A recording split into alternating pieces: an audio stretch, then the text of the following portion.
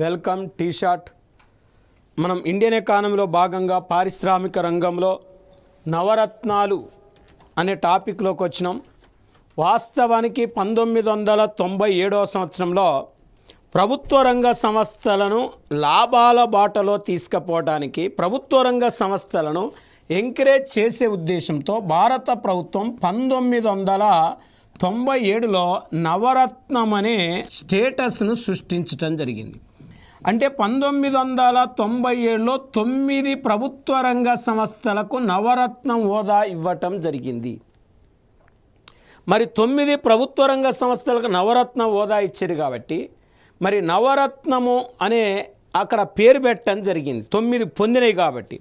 మరి ఇప్పుడు ప్రస్తుతం మనం నవరత్నాలను తీసుకుంటే ప్రస్తుతం నవరత్న కంపెనీలను మనం స్టడీ చేస్తే మనం జనరల్గా ఒకసారి అధ్యయనం చేస్తే మనకు 25 నవరత్న కంపెనీలు మనకు ప్రజెంటు 25 నవరత్న కంపెనీలు ఉన్నాయి.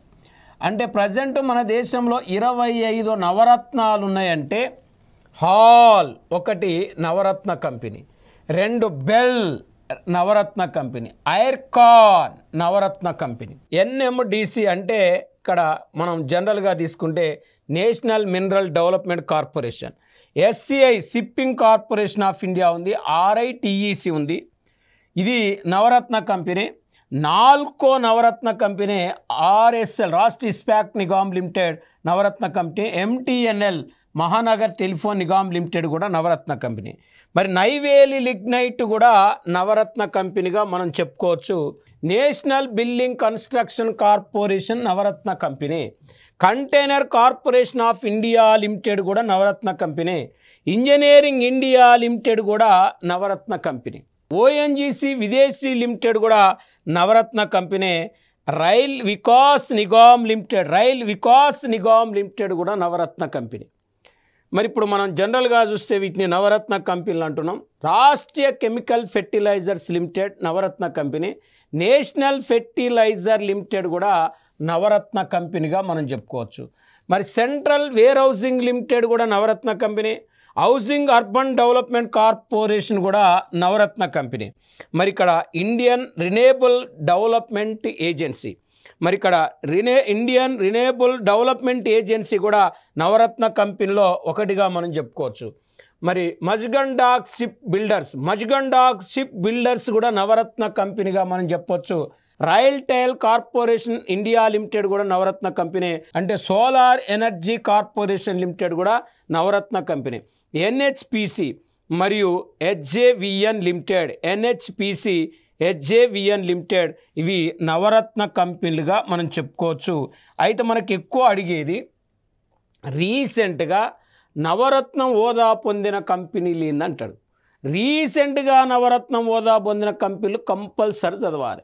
నేషనల్ ఫెర్టిలైజర్ లిమిటెడ్ ఒకటి రీసెంట్గా పొందింది ఈ సంవత్సరమే. సెంట్రల్ వేర్ హౌసింగ్ కార్పొరేషన్ ఒకటి, హౌసింగ్ అర్బన్ డెవలప్మెంట్ కార్పొరేషన్ ఒకటి. ఈ 3 మరి హౌసింగ్ అంటే ఇక్కడ మనకు ఈ 3 కూడా 2024 ఏప్రిల్ 18న ఇక్కడ ఇవి ఈ సంవత్సరమే రీసెంట్గా నవరత్నం హోదా పొందిన కంపెనీలు.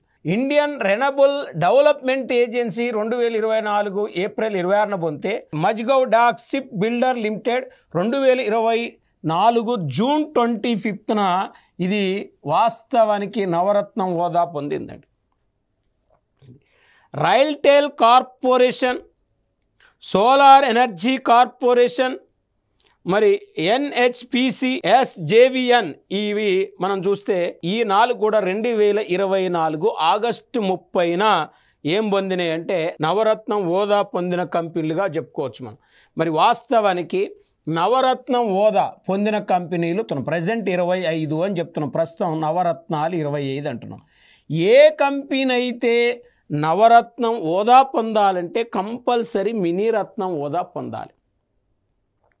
మినీరత్నం హోదా పొందకుండా ఏ కంపెనీ కూడా నవరత్నం హోదా పొందటానికి వీల్లేదు. ఇది కాబట్టి నవరత్నం హోదా పొందిన కంపెనీలు 3 రకాల స్వేచ్ఛలు ఉంటాయి. ఆ 3 రకాల స్వేచ్ఛలు ఏంటి అంటే, ఒకటి విస్తరణ స్వేచ్ఛ ఉంటుంది, 2 నిర్వహణ స్వేచ్ఛ ఉంటుంది, 3 విత్త స్వేచ్ఛ ఉంటుంది. అంటే ఏ కంపెనీ అయితే నవరత్నం హోదా పొందుతుందో ఆ కంపెనీ కేంద్ర ప్రభుత్వ జోక్యం లేకుండా 1000 కోట్ల వరకు పెట్టుబడి పెట్టుకోవచ్చండి, కేంద్ర ప్రభుత్వ జోక్యం లేకుండా. ఇంకా అది విత్త స్వేచ్ఛ. విస్తరణ స్వేచ్ఛ అంటే కేంద్ర ప్రభుత్వ జోక్యం లేకుండా నవరత్న కంపెనీలు దేశంలో బ్రాంచెస్ ఏర్పాటు చేసుకోవచ్చు. కేంద్ర ప్రభుత్వ అనుమతి లేకుండా సొంతగా ఆ పరిశ్రమలను నడుపుకునే స్వేచ్ఛ నవరత్న కంపెనీలకు ఉంటుంది. నిర్వహణ స్వేచ్ఛ ఉంటుంది, విస్తరణ స్వేచ్ఛ ఉంటుంది, విత్త స్వేచ్ఛ ఉంటుంది. మనం ఎక్కువ ఫోకస్ పెట్టవలసింది ఇప్పుడు చెప్పిన చూడండి వీటి మీదనే. ఏం వీటి మీదనే అంటే జనరల్గా మనం ఇక్కడ ఈ ఎక్కువ ఇది అంటే 1, 2, 3, 4, 5, 6 తర్వాత 7, 8, 9 అంటే అంతకుముందు 16 ఉండే, ఇప్పుడు 9 అంటే 16, 9, 20. ఇక్కడ చూడండి 16, 9 మనం చూస్తే 25 అయినాయి.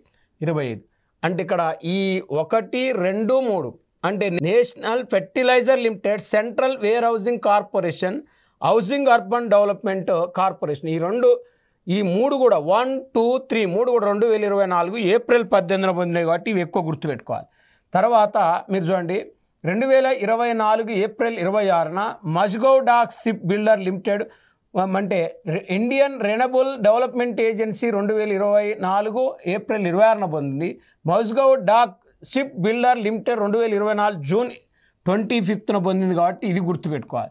ఈ 4 ఒకే రోజు పొందినాయి. 2024 ఆగస్టు 30న RailTel corporation, solar energy corporation, NHPC, SJVS, JVN ఈ 4 పొందినాయి కాబట్టి 4 మీద మనం ఎక్కువ ఫోకస్ చేయాలి. 4 ఎక్కువ గుర్తుపెట్టుకోవాలి.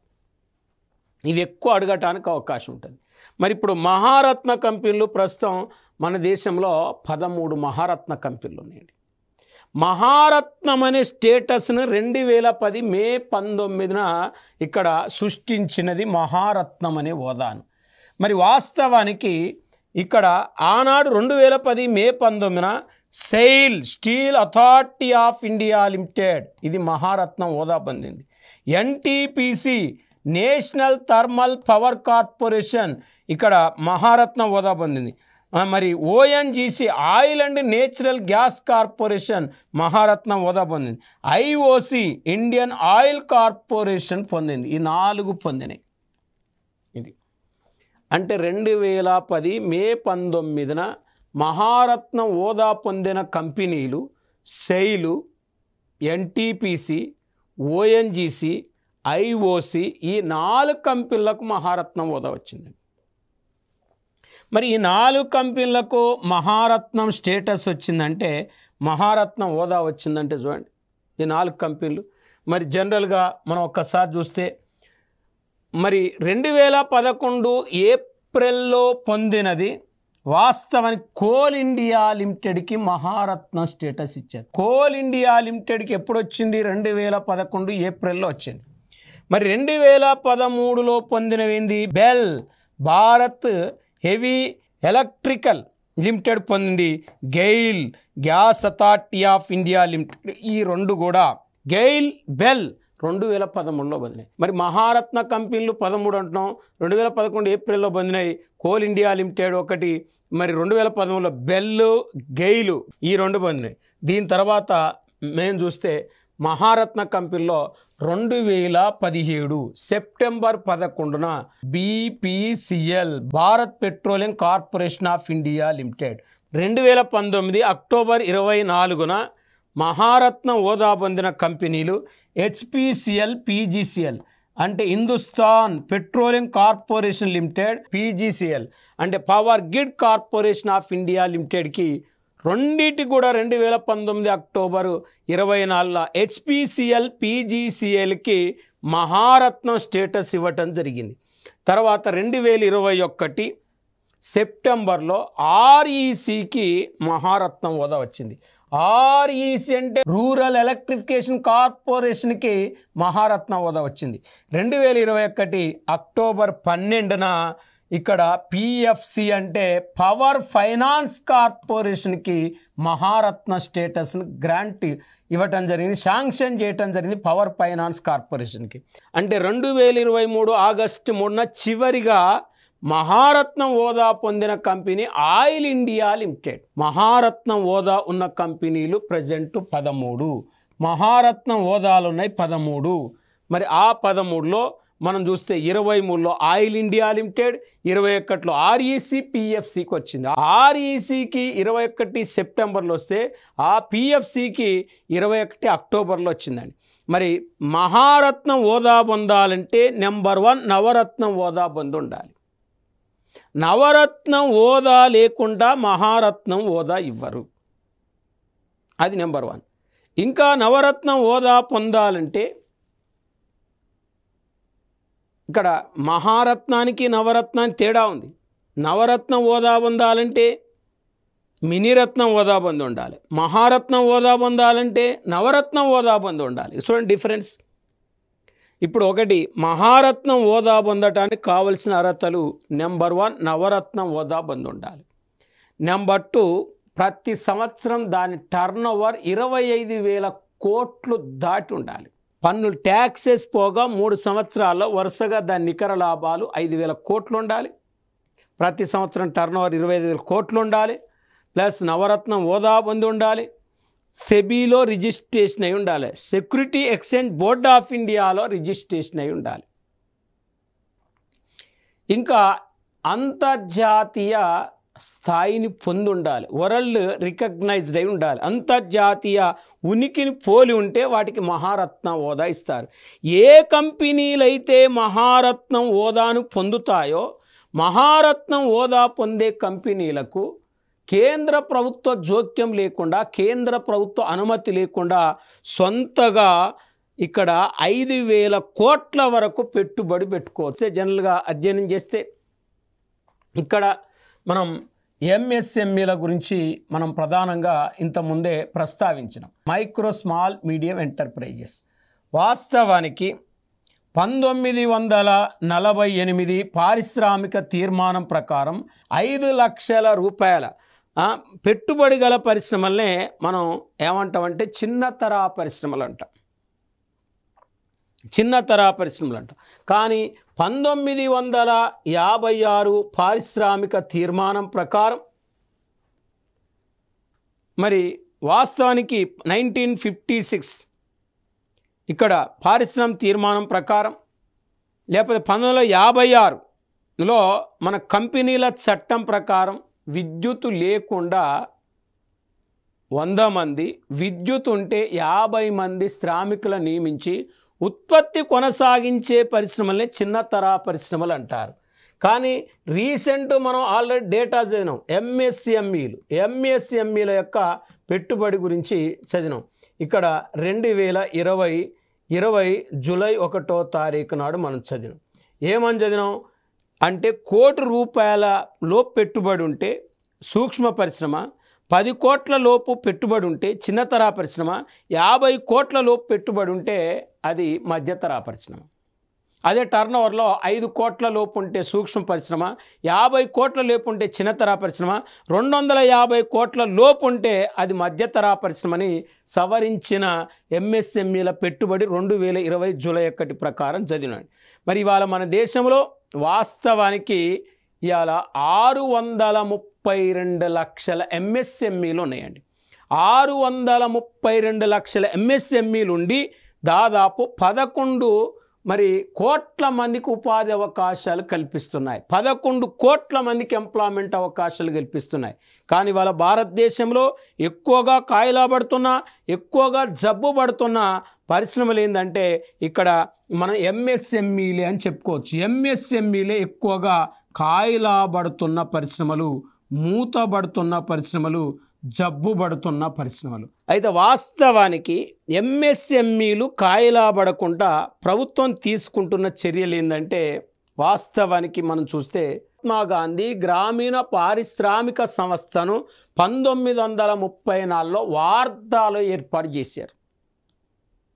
చూడండి, 1934లో వార్ధాలో మహాత్మా గాంధీ గ్రామీణ పారిశ్రామిక సంస్థను ఏర్పాటు చేసి చిన్నతరహా పరిశ్రమలకు కావాల్సిన ప్రత్యేక ఆర్థిక సహకారం అందిస్తున్నారు.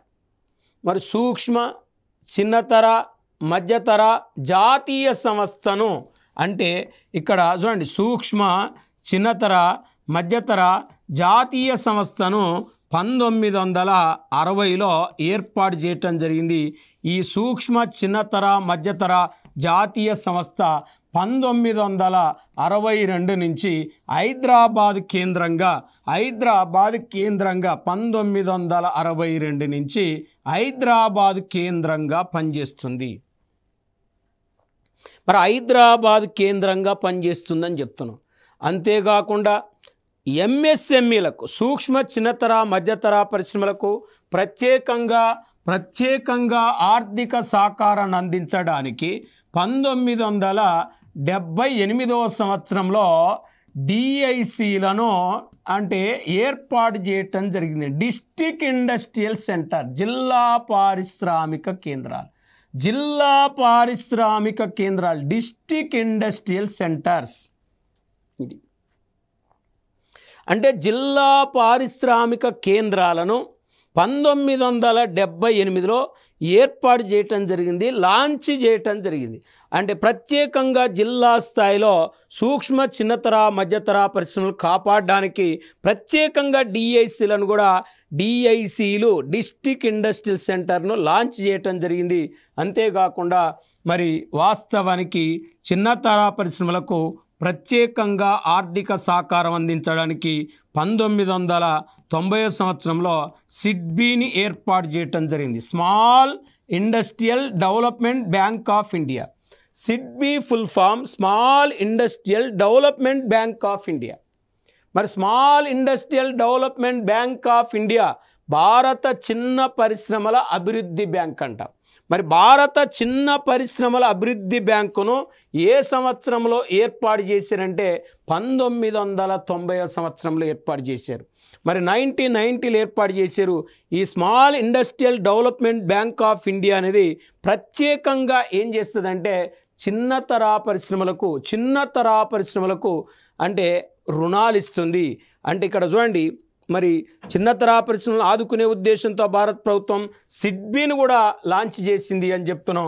అంతేకాకుండా చిన్నతర పరిశ్రమకు ఆర్థిక సహకారం అందించడానికి ముద్రా అని చెప్తున్నాం. Micro unit development refinance agency అనేది ఇదొక ముద్రా యోజన, ఇదొక స్కీము, ఇదొక పథకంగా మనం చెప్పొచ్చు.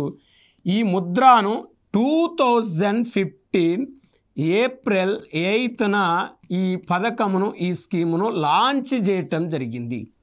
ముఖ్యంగా ఎంఎస్ఎంఈలకు ఈ ముద్రా యోజన అనేది 10 లక్షల లోపు రుణాలు ఇస్తుంది. అయితే రీసెంట్గా 2024-25 బడ్జెట్లో ఇటీవల కేంద్ర ప్రభుత్వం ఏమని అనౌన్స్ చేసిందంటే ముద్రా లోన్స్ యొక్క పరిమితిని 10 లక్షల నుండి 20 లక్షలకు పెంచుతాం, 10 లక్షల నుండి 20 లక్షలు పెంచుతామని కూడా కేంద్ర ప్రభుత్వం అనౌన్స్ చేయటం జరిగింది, కేంద్ర ప్రభుత్వం ప్రతిపాదించడం జరిగింది.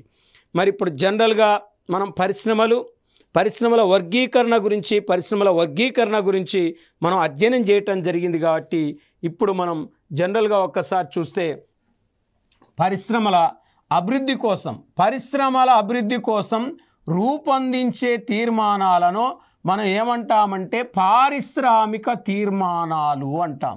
ఇండస్ట్రియల్ పాలసీస్ అంటాం, పారిశ్రామిక తీర్మానాలు అంటాం. మరి పరిశ్రమల అభివృద్ధి కోసం రూపొందించే తీర్మానాలు పారిశ్రామిక తీర్మానాలు అంటామంటే ఏ పరిశ్రమలు ప్రభుత్వ రంగంలో ఉండాలి, ఏ పరిశ్రమలు ప్రైవేట్ రంగంలో ఉండాలి, ఆ పరిశ్రమల యొక్క విధి విధానాలు ఎలా ఉండాలి, అలాంటి అభివృద్ధి కోసం అంటే పరిశ్రమల అభివృద్ధి కోసం రూపొందించే తీర్మానాలనే పారిశ్రామిక తీర్మానాలు అంటారు. మరి 1948 పారిశ్రామిక తీర్మానం, 1956 పారిశ్రామిక తీర్మానం, 1977 పారిశ్రామిక తీర్మానం, 1980 పారిశ్రామిక తీర్మానం, 1991 పారిశ్రామిక తీర్మానం. మరి ఆ సంవత్సరంలో రూపొందించారు కాబట్టి వాటిని ఏమంటాం, మరి 1948లో ఇండస్ట్రియల్ పాలసీని రూపొందించారు కాబట్టి దానికి 1948 ఇండస్ట్రియల్ పాలసీ అని పేరు పెట్టడం జరిగింది.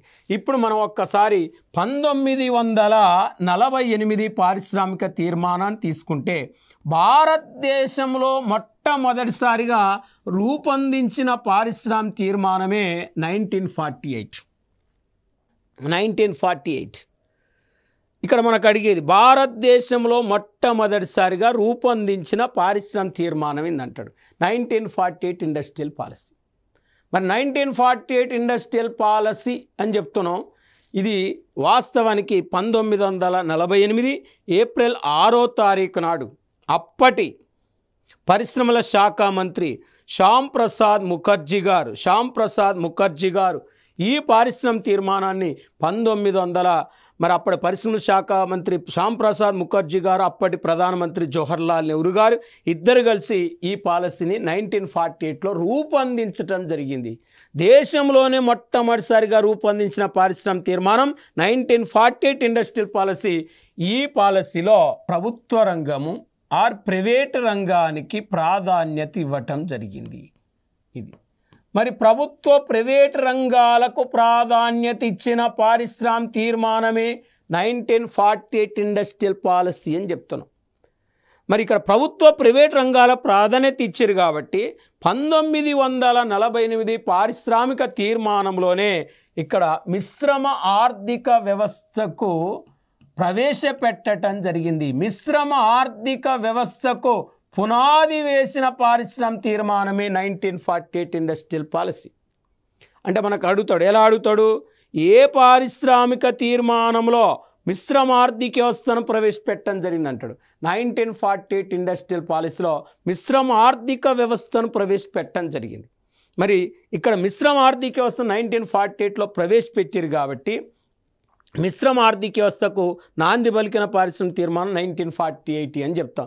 మన దేశంలో భారతదేశంలో మిశ్రమ ఆర్థిక వ్యవస్థను ప్రవేశపెట్టింది జవహర్లాల్ నెహ్రూ. మిశ్రమ ఆర్థిక వ్యవస్థ అనగా ప్రభుత్వ ప్రైవేట్ రంగాలు కలిసి పనిచేసే ఆర్థిక వ్యవస్థనే మిశ్రమ ఆర్థిక వ్యవస్థ అంటారు. మరి 1948 ఇండస్ట్రియల్ పాలసీలో పరిశ్రమలను 4 రకాలుగా వర్గీకరించడం జరిగింది. 4 రకాలు. ఒకటి ప్రభుత్వ ఏకస్వామ్య పరిశ్రమలు, 2 మిశ్రమ రంగ పరిశ్రమలు, 3 ప్రభుత్వ నియంత్రణలో ఉండే పరిశ్రమలు, 4 ప్రైవేట్ రంగ పరిశ్రమలు. ఇలా పరిశ్రమలో 4 రకాలుగా వర్గీకరించిన పారిశ్రామిక తీర్మానం 1948 ఇండస్ట్రియల్ పాలసీ అయితే 1956 ఇండస్ట్రియల్ పాలసీ చూస్తే సామ్యవాద రీతి సమాజ స్థాపన ధ్యేయంగా రూపొందించబడిన పారిశ్రామిక తీర్మానమే 1956 ఇండస్ట్రియల్ పాలసీ. ఈ 1956 పారిశ్రామిక తీర్మానంలో ప్రభుత్వ రంగానికి ప్రాధాన్యత ఇవ్వటం జరిగింది. మరి ఇక్కడ ఇది ప్రభుత్వ ప్రైవేట్ రంగానికి 1948లో ఇంపార్టెన్స్ ఇస్తే కేవలం ప్రభుత్వ రంగానికి ప్రాధాన్యత ఇచ్చిన పారిశ్రామిక తీర్మానం 1956 ఇండస్ట్రియల్ పాలసీ. ఈ పాలసీని పార్లమెంటు ఆమోదించింది కాబట్టి 1956 పారిశ్రామిక తీర్మానాన్ని ఆర్థిక రాజ్యాంగం అని కూడా పిలుస్తారు, ఎకనామిక్ కాన్స్టిట్యూషన్ అని పిలుస్తారు. 1956 పారిశ్రామిక తీర్మానంలో పరిశ్రమలను 3 రకాలుగా వర్గీకరించడం జరిగింది. మరి 3 రకాలంటే షెడ్యూల్ ఏ, షెడ్యూల్ బి, షెడ్యూల్ సి. జాబితా ఏ, జాబితా బి, జాబితా సి. మరి ఇక్కడ వాస్తవానికి జాబితా ఏలో 17 పరిశ్రమలు, జాబితా బిలో 12 పరిశ్రమలు, జాబితా ఏ, జాబితా బి, జాబితా ఏ 17 పరిశ్రమలు, జాబితా బి 12 పరిశ్రమలు, జాబితా సి మిగతా ఈ 17, 12 పోగా మిగతా పరిశ్రమలు జాబితా సి కేటాయించడం జరిగింది. అంటే జాబితా ఏలో ప్రభుత్వ రంగ పరిశ్రమలు చేర్చారు, మొత్తానికి 17 రకాల పరిశ్రమలు చేర్చారు. జాబితా బిలో ప్రభుత్వ యజమాయిషులు ఉండే పరిశ్రమలు చేర్చారు, మొత్తం 12 రకాల పరిశ్రమలు చేర్చారు. జాబితా సిలో ప్రైవేట్ రంగ పరిశ్రమలు చేర్చడం జరిగింది. ఏలో 17, బిలో 12, 17, 12, 29 పోగా మిగతా పరిశ్రమలన్నీ జాబితా సిలో చేర్చడం జరిగింది. జాబితా సిలో చేర్చడం జరిగింది కాబట్టి ఇలా పరిశ్రమలను 3 రకాలుగా వర్గీకరించిన పారిశ్రామిక తీర్మానం 1956 ఇండస్ట్రియల్ పాలసీ. ఇప్పుడు మనం 1948, 1956 పారిశ్రామిక తీర్మానం గురించి నేర్చుకున్నాం. ఇంకా 1977, 1980, 1919 ఇండస్ట్రియల్ 1991 ఇండస్ట్రియల్ పాలసీ గురించి మనం నెక్స్ట్ క్లాస్లో మళ్ళీ నేర్చుకుందాం. మరి ఇక్కడ వరకు మనకు కంప్లీట్ అయింది. మిగతా పారిశ్రామిక తీర్మానాలు మనం కంటిన్యూషన్గా నెక్స్ట్ క్లాస్లో నేర్చుకుందాం. మళ్ళీ నెక్స్ట్ క్లాస్లో కలుసుకుందాం.